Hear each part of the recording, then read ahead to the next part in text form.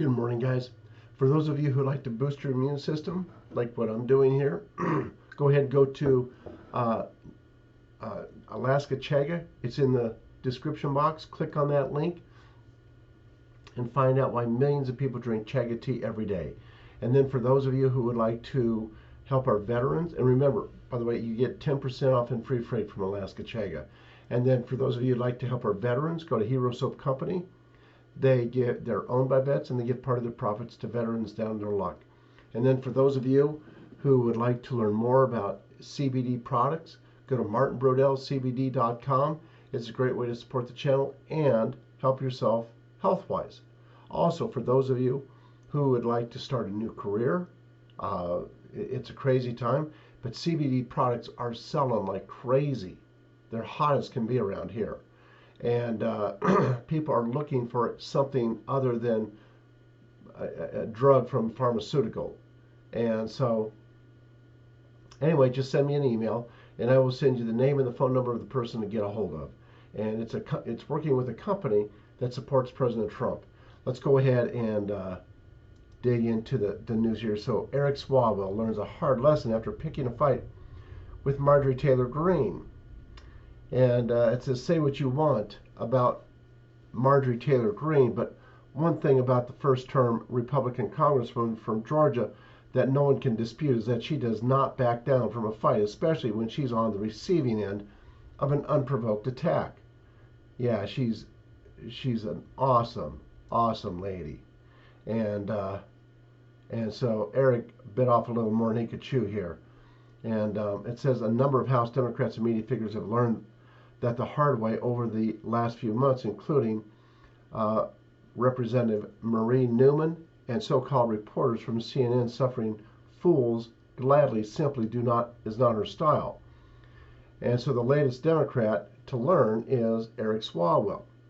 And so anyway, what she said is, at AOC, I'd like to challenge you to a debate on the Green New Deal economic policy.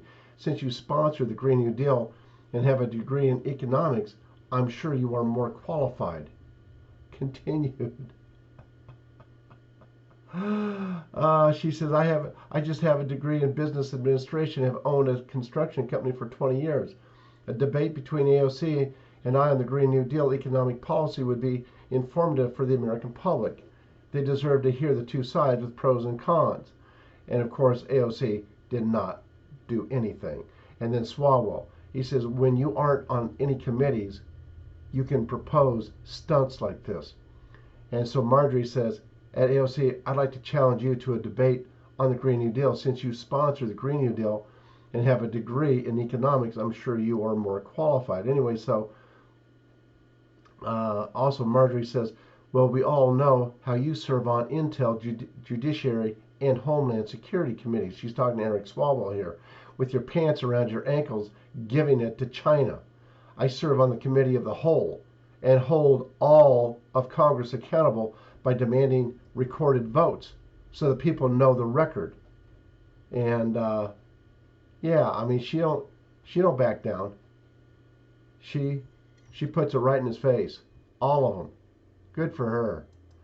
And then woman's new brokerage account mistakenly receives 1.2 million fast forward to her arrest. So what would you do if a company mistakenly placed 1.2 million into your account? Let me ask that another way. What would you do if you were Kellen Spadoni of New Orleans?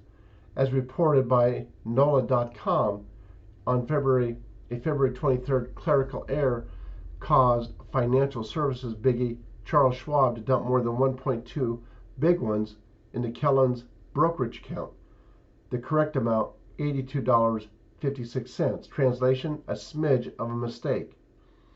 According to court documents, she just opened the account in January at high yield. When the disastrous deposit was detected, the bank attempted a take-back. That effort got swatted. 33-year-old Kellen had moved the money to another account. Such didn't bode well with local law enforcement. As stated by Jefferson Parish Sheriff's Office spokesman Captain Jason Revade, it's not her money. And she knew it. She knew it wasn't her money. You don't do that. You just don't do it. And, you know, when you have money in your account and you know it's not yours, do not spend it. Just a thought there. And then Coca-Cola wants to make nice with Republicans after spitting in their faces. Well, I don't think so. It says over the last few weeks, the issue of corporations going fully woke and shoving their viewpoints down the throats of their customers has become more pervasive. One of the first to enter the fray was Coca-Cola, who decided to offer its employees critical race theory training, including demanding they be less white. After that, things just snowballed, with Georgia's mundane election reform bill becoming a punching bag for Coca-Cola, Delta Airlines, and dozens of other corporations looking to make political statements. Later, 100 companies, including Coca-Cola, got together on a conference call to push the matter even further, mocking Mitch McConnell's warning to stop bending the knee to the left. And now Coca-Cola is trying to make nice, though. I doubt their motives for doing so are anything but profit-driven. And it says from the Washington Examiner, Coca-Cola is now striking a conciliatory tone after coming under pressure from conservatives. We believe the best way to make progress now is for everyone to come together to listen, respectfully share concerns, and collaborate on a forward path. Coca-Cola, take it and shove it. We don't care. And you've already shown your true colors. And then Pfizer CEO claims third COVID-19 vaccine shot will likely be necessary after 12 months. Okay, so for those of you who like the vaccines, there you go. You'll get one every year, and it'll make you feel better, I guess. You know, do your own research. And then CDC confirms over 4 in 10 transgender women living in big cities have contracted HIV. You know, everyone thinks that HIV has gone away. No, HIV is still around. And then 1 month before the November election, The Guardian wrote a hit piece on President Trump over his suggestion that the experimental drug Regeneron saved his life when he was battling the Chinese coronavirus. The Guardian article went as far as to suggest that President Trump endorsed the drug because a member of his New York golf club is the drug company's chief executive. And so, as the title says here, Governor Whitmer holds press conference to tout same miracle drugs Democrats and media mocked Trump for endorsing last year. So they think we got such short-term memory that we don't remember that. And so now they're saying, oh, well, they're great. You know, I mean, anyway, it's they just think we're stupid. And she's going to be, I guarantee you, she's going to prison for murder for what she did in the nursing homes.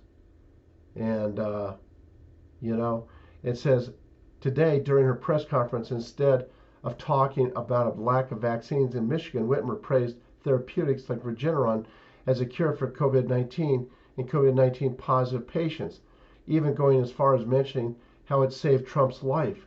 Regeneron's treatment very likely helped save the life of our former president, Whitmer said, former and current, oh, by the way, as she childishly refused to say President Trump's name out loud, instead calling him our former president. And you will be a former governor in prison. And let's see here, how much time do I have left? I have time for Breitbart. Let's start with woke war on STEM. California weighs equitable math. Goal of obtaining correct answer is racist. Yeah.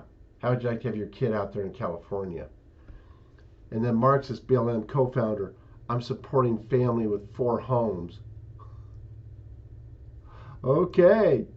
And then gunman kills 8 people at Indianapolis FedEx and may they rest in peace. And then he kills himself.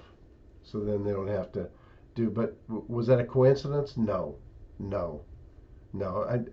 Someone put him up to it. I do not believe he did this all on his own. Blue State Blues, Biden's hypocrisy on unity, silent on Democrat power. And by the way, the reason they set him up, because they want our guns, and they're willing to do whatever it takes. They don't care how many they have to kill. They want our guns. McCarthy, do not trust Nancy Pelosi when she says she won't act on court packing. I said the same thing yesterday. Arizona, they will pack the court, believe me, if they can. Arizona Border Sheriff, DHS Secretary broke promise to communicate with local police. Pro-abortion Chelsea Clinton to address Vatican Health Conference. Notice she didn't have any abortions. Ramadan rage, Mozambique jihadists beheading, skinning, cutting off. Wow, ooh, ugh, they are nasty, nasty.